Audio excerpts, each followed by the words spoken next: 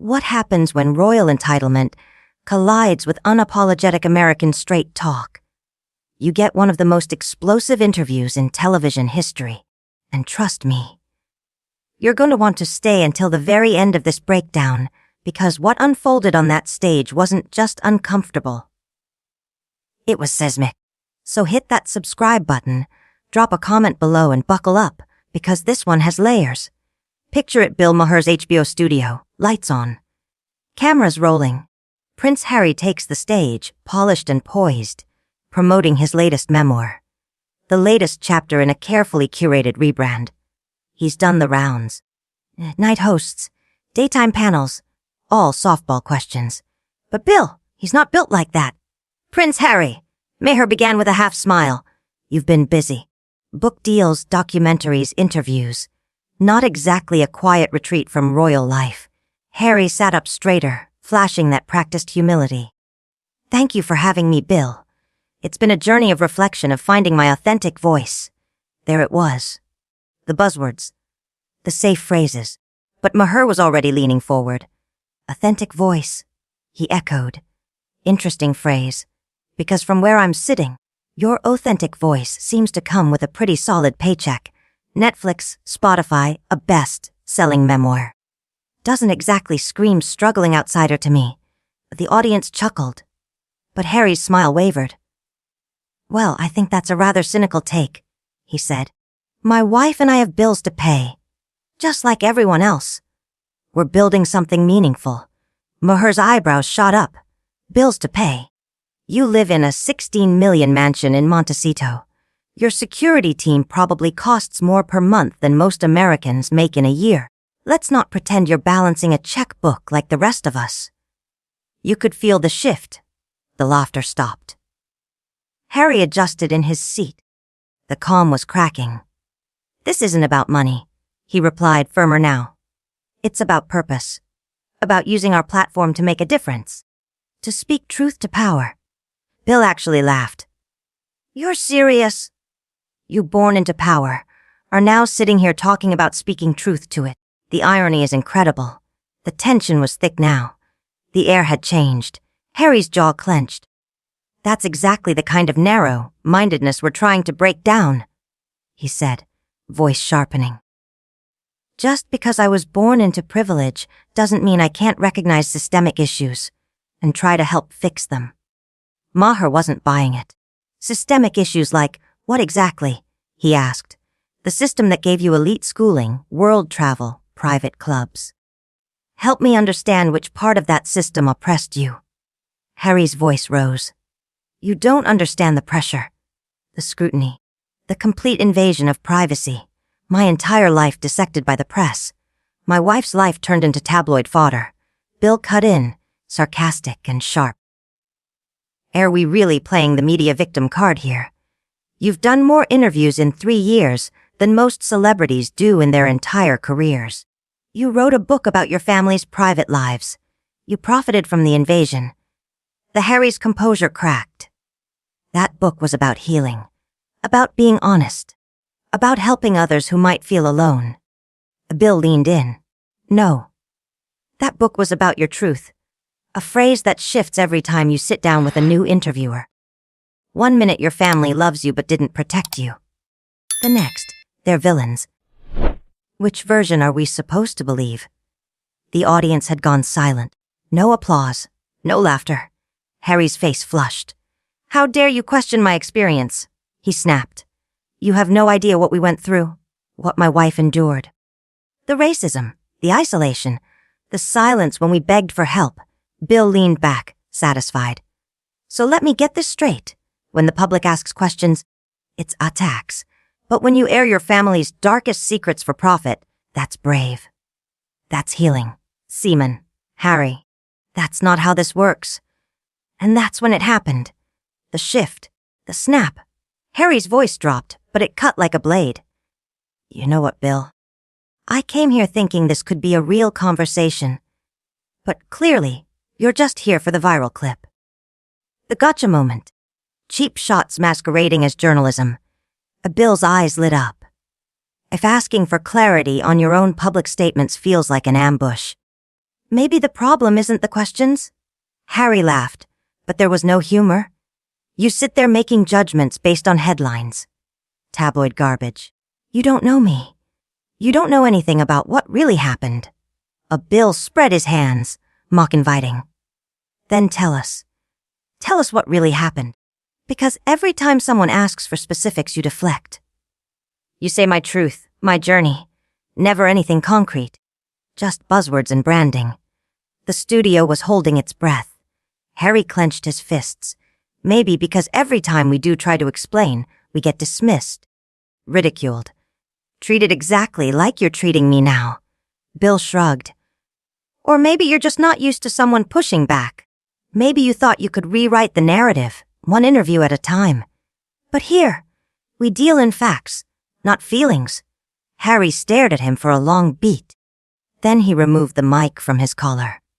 This was a mistake. And with that, Prince Harry stood, thanked no one, and walked off the set. This wasn't entertainment anymore. This was raw, unfiltered, a real confrontation unraveling in front of millions. Harry stood, no longer composed, pacing behind his chair like a caged animal. You want specifics? He snapped, eyes burning. Fine. How about the fact that when my wife was struggling with suicidal thoughts, when she begged for help, the institution told her to smile and get on with it? How about the conversations we overheard, wondering how dark our son's skin might be? Is that specific enough for you? A murmur rippled through the stunned studio.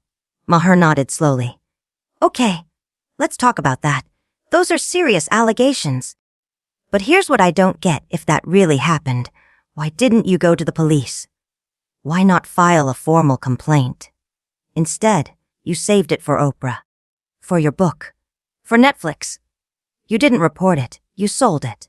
That's a choice, Harry. Harry's voice cracked. You think I chose this? You think I wanted my family dragged into the public square? I was trying to protect them. To find a way to coexist peacefully. They made that impossible. Maher didn't blink. Or maybe you made it impossible. You can't trash your family on global television and then cry fall when they stop inviting you to Christmas dinner. Maslam. Harry's palm smacked the chair behind him. A few audience members gasped. You're twisting everything, just like the British press. You take pain and spin it until the victim looks like the aggressor. Maher's tone sharpened. Victim. Harry, you are one of the most privileged people on the planet. You've never had to choose between rent and food. Never scrubbed dishes at 2 a.m. to survive. And now you're lecturing the world on hardship. Privilege doesn't protect you from emotional abuse. Harry fired back. It doesn't protect you from racism, or being ignored when you're crying out for help. Maher stood now, matching his energy. Okay, so let's talk about emotional abuse. When the Queen died, your grandmother, how did your family treat you? With dignity. They included you. They gave you a seat, despite everything you'd said about them. And what did you do next? More interviews, more accusations, more betrayal. Harry's face went pale. That's not fair. That was about duty. About appearances. No, Maher said coldly. That was about family. And they showed you more grace than you ever showed them. Harry was shaking now. You don't understand the pressure. The performance. Smiling for crowds while you're falling apart inside. Maher scoffed. Performance. You've done nothing but perform since you left. Every interview. Every documentary. It's all part of the act. The only difference is now you're getting paid by Netflix instead of the British taxpayer. Harry snapped. How dare you minimize what we went through? The death threats, the lies, the invasion of privacy. You sit here in your air-conditioned studio, mocking things you'll never understand. Maher's tone briefly softened, just a flicker. Death threats are awful, and I genuinely regret that you and your wife went through that. But here's the difference. Most public figures deal with it and don't burn every bridge in their life for a brand. Harry's voice exploded. They fed us to the wolves, Bill! They leaked stories to cover their own scandals. They used us. And when we begged for help, They turned their backs on us. Maher's voice dropped, disbelieving. Fed you to the wolves. They gave you a royal wedding that cost tens of millions. Titles, home staff, and when you wanted to step back, they tried to negotiate. But you wanted the best of both worlds. Royal perks without royal duties. And when they said no, you dropped a nuclear bomb. We asked for a middle ground. Harry shouted, pacing again. We wanted to serve, but with some independence. They gave us an ultimatum: total control or nothing. Maher stepped forward. Because that's what the monarchy is. It's not part-time. It's not remote work. It's duty. You don't get to run a production company in LA and be a working royal on weekends. Dead silence. Harry turned, fire in his eyes.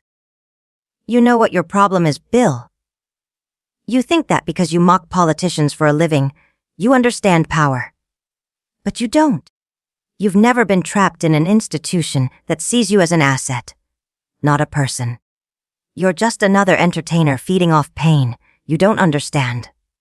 Maher's smile dropped. And you think privilege gives you moral authority. You cash Netflix checks while lecturing the rest of us about suffering. You want to talk about exploiting pain for entertainment. Look in the damn mirror. Harry froze. Then, I'm done. He threw his hands up, turning toward the edge of the set. I came here for a conversation, not an ambush from a man who gets his facts from gossip blogs. An ambush. Maher echoed, voice rising. I asked you questions. Questions any journalist should ask. If you can't handle scrutiny, maybe you shouldn't be making headlines every week. Harry moved for the exit. This is exactly the toxic media that drove us out of the UK. Don't you dare, Maher pointed. Don't you dare compare this to the British tabloids. I'm not hacking your phone or chasing your car. I'm sitting here asking you to explain your own contradictions. And if that's too much, maybe the problem isn't everyone else. Harry stopped, dead in his tracks. The studio lights cast harsh shadows across his face as he slowly turned. You want to know what the real problem is? His voice was low, dangerous. The real problem is people like you. People who can't stand the idea that someone like me, born into your perfect little system, is speaking out against it. You don't want truth. You want silence. Maher laughed, cold and sharp. Oh, now I'm the villain. I've been calling out systemic racism since before you could spell it. The difference is, I didn't have to blow up my entire family to do it. I didn't need a Netflix series to find my spine. Harry's voice rose again. People are dying because of the systems you laugh about. My wife almost became one of them. Maher's tone shifted. Cutting, surgical. Let's talk about your wife. Because every time you're cornered, you hide behind her pain. That's not protecting her. That's using her. The blood drained from Harry's face. How dare you? She's not here to defend herself. Exactly. Maher shot back. But you're the one who made her pain public. You wrote about her mental health. You put it on TV. And now you're angry someone's asking why. Harry stood motionless, the room frozen. I shared our story, he said finally, voice trembling, to help people. Harry's voice was raw now, on the verge of shouting. We spoke out to show the world that even people in our position can struggle, can feel hopeless. And you, he pointed directly at Maher. You're twisting that into something ugly. Bill leaned in, calm but cutting. I'm not twisting anything. I'm pointing out a contradiction. You can't monetize your trauma and then act offended when people ask real questions about it. You can't sell your family's secrets and cry invasion of privacy in the same breath. Harry stepped forward, fists clenched at his sides. You're just another old white man who can't stand being challenged by someone who actually understands what oppression looks like. The studio froze. Even the camera operators stopped moving. A silence thick enough to crack. Maher's face changed. His smirk disappeared. His voice dropped to ice. He stood. Did you just call me a racist? Did you seriously just imply that I don't understand oppression? My grandparents fled Europe to escape real persecution. My family knows what systemic injustice is. And I promise you, being asked to cut ribbons and wave from balconies doesn't qualify. That's not what I said. Harry backpedaled, but it was too late. No. Maher snapped. That's exactly what you said. And let's be honest, that's your go-to move, isn't it? When someone challenges your narrative, when someone asks for facts, you pull the race card. You accuse people of not getting it, of being part of the problem. Harry's face was flushed, anger, shame. Something deeper? You're putting words in my mouth. I'm using your words, Maher said, stepping closer. And here's what I really think. You've spent so long doing safe interviews with hosts who treat you like a wounded bird. You've forgotten what real scrutiny feels like. You surround yourself with yes men, with enablers, people who tell you everything you say is brave. That's not true, Harry said. But his voice lacked its earlier fire. Isn't it? Maher asked quietly. When was the last time someone in your inner circle told you no? Told you that maybe, just maybe, you're part of the problem? The Harry turned, heading for the edge of the set. I don't have to take this. No, Maher called after him. You don't. You can walk away like you walked away from your duties, from your country, from your family. But walking away doesn't make you right, Harry. It just makes you a quitter. That stopped him cold. Harry spun around, eyes blazing. A quitter. I left to protect my family. I left because staying would have destroyed us. Maher didn't flinch. No. You left because you couldn't handle the criticism. You wanted royal perks without the responsibility. And when that didn't work, you took your story to the highest bidder. Harry stormed back, trembling with fury. You have no idea what we went through.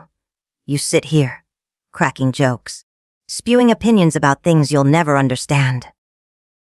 Judging people you've never met. I'm judging you based on your actions, Maher said, still seated but visibly tense now. And what I see is a man who's never faced consequences, who's been coddled his entire life, and now mistakes discomfort for injustice. Harry's laugh was bitter hollow. Consequences. I lost my family. I lost my home. I lost everything I knew. What more do you want from me? Maher stood again eye to eye. I want you to take responsibility. I want you to admit that maybe, just maybe, some of this is your fault. That your choices have consequences. That the world doesn't owe you sympathy just because you were born in a palace. Harry snapped back. The world owes me nothing. But it owes my wife and kids basic decency. It owes them protection from the hate, the racism, the smears that drove us away. Maher shook his head. And there it is again. Every time you're cornered, you fall back on your wife and kids like a shield. You use them to deflect criticism. That's not noble. That's cowardly. The words hit like a slap. Harry's face darkened, purple with rage. You want to call me a coward? You want to judge me, mock me, tear my family apart on live television? His voice cracked. Fine. But I'm done pretending to respect a man who has no respect for me, or for what we've been through. Maher's voice dropped to a cold finality. Respect is earned, and you haven't earned mine. You've spent years airing your family's dirty laundry, while living in luxury. And now you're throwing a tantrum because someone finally pushed back. Harry threw his arms up. This is exactly what we escaped. This toxic need to tear people down for sport. People like you, who think they can say anything without consequence. Maher laughed darkly. Harry, you are the one who's lived without consequences. No rent, no boss, no accountability. And now you have the audacity to lecture me about privilege. Harry stepped forward, face inches from Maher's. You want to keep going? Keep attacking my family. I'm not going to stand here and let you. Is that a threat? Maher asked, still unmoving. On my set, in front of my audience. He shook his head. This right here. This entitlement, this arrogance. That's exactly what people are tired of. You're not the voice of the oppressed, Harry. You're the voice of a man who's never heard no in his life. Harry's voice trembled. I'm not threatening anyone. But the room said otherwise. I'm just tired, Harry snapped, voice trembling. Being disrespected by people who think they know better. Maher didn't blink. Then maybe you shouldn't have come on a show that's built on tough questions. He fired back. Maybe stick to the safe podcasts and polished interviews where no one pushes back on your narrative. Harry took a step back, chest rising and falling. You know what? You're right. This was a mistake. He shook his head, visibly rattled. I thought this could be an honest conversation. But it's clear you're more interested in manufacturing drama than discussing real issues. Maher stood now, voice rising with his blood pressure. Drama for ratings. He jabbed a finger toward Harry. You're the one who raised your voice. You're the one who made it personal. And now that someone's asking basic questions about your public contradictions, you're acting like it's a personal attack. Harry's voice cracked with disbelief. Basic questions. You've been attacking me since I sat down. You've questioned my integrity, my motives, my family's lived experiences. That's not journalism. That's character assassination. Maher's eyes narrowed. Character assassination, he scoffed. I asked you to explain the inconsistencies in your own story. If that feels like an attack, maybe the issue isn't the question. Maybe it's your character. That hit hard. Harry's face twisted. That's it. I'm done. He turned toward the wings. Security. Get me out of here. I'm not sitting here taking abuse from a washed-up comedian pretending to be a journalist. Maher's tone dropped to lethal calm. Up, he stepped forward. Harry, you're the one having a full-blown meltdown on national television because someone finally told you no. So tell me, who's really washed up here? Harry was already storming toward the exit, but he spun around one last time. You know what, Bill? This right here is why people hate the media. It's why we had to leave. People like you, who destroy others for entertainment. Maher didn't flinch. The only one being destroyed right now is you, Harry. And you're doing it all by yourself. Security finally reached the stage. As they walked Harry off, he was still muttering about bias, disrespect, and toxic media. Maher turned slowly back to the camera, smirking as he straightened his tie. And there you have it, folks. What happens when unchecked privilege collides with reality? He leaned on the desk.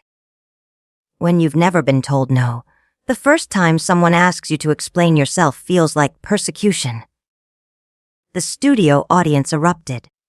As Harry's angry voice echoed faintly from the hallway, Maher gave the camera one last dry shake of the head. Some people just can't handle the truth, even when it's staring them dead in the face. He looked straight into the lens. So what do you think? Did the prince get grilled too hard?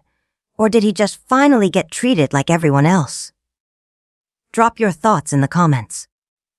And don't forget to subscribe for more brutally honest breakdowns of the moments that define our culture.